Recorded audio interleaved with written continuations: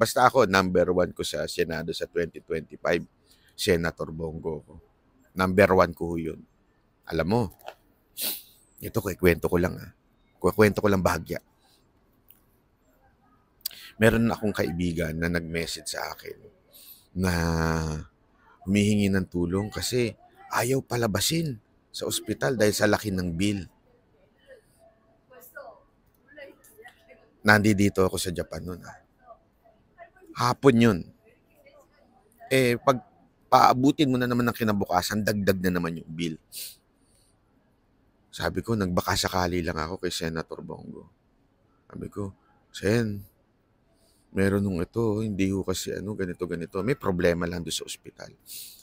Baka naman po maaari niyong tulungan. Kung kaya lang po naman ninyo, parang nakikiusap lang ako. Tapos, wala pang 5 minuto, tinawagan ho ng staff ni Senator Bongo. Biro pagtawag ho na siya, bago matapos ang gabi na yun, kagabi. As in, walang 2 oras, 3 oras, lumabas yung pasyente. Naayos lahat ng problema, naayos lahat ng bayarin. Dahil po sa, alam mo, hindi po ako nagbibiro. Nagulat po ako, sabi ko, I was expecting kasi usually yung mga ganyan, yung mga approval sa malasakit center, ganyan, mga approval na mga inaabot siya ng linggo Diba? Siguro dahil there was something wrong. I really don't know the entire story. Pero wala pang 3 oras, sabi ko, pambihira ka, Senator Bongo. Nakakainis ka. Ito yung senador na, pwede naman siya, wala naman siya pakinabang na sa akin. Hindi naman, si Senator Bongo mananalo ng wala si Banat-Bay. Si Senator Bongo ay kilala ho yan sa lahat. Kasi nga lahat naman ng tinulungan niya, lahat ng mga mayor, gobernur. Tayo yung ordinaryong tao lang. Pero grabe ho, tumulong talaga yan. Kakaiba. Hindi ho talaga yan marunong makalimot. Tao. Senator Bongo, number 1 ka talaga sa akin. Number 1 ka.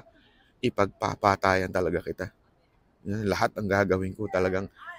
This is not the first time na nangyari yon. Maraming beses na nangyari yon.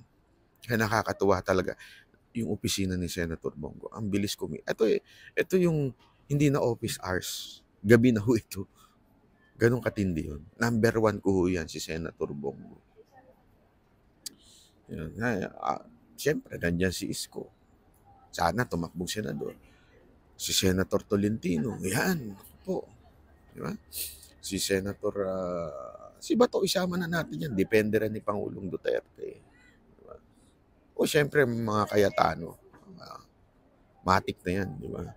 Kita nyo naman ng ginawang mga talino niyan. Kailangan natin ng mga matatalino sa...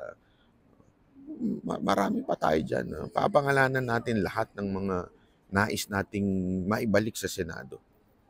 In a proper time. Para naman maganda ang aking pagpipresenta sa inyo.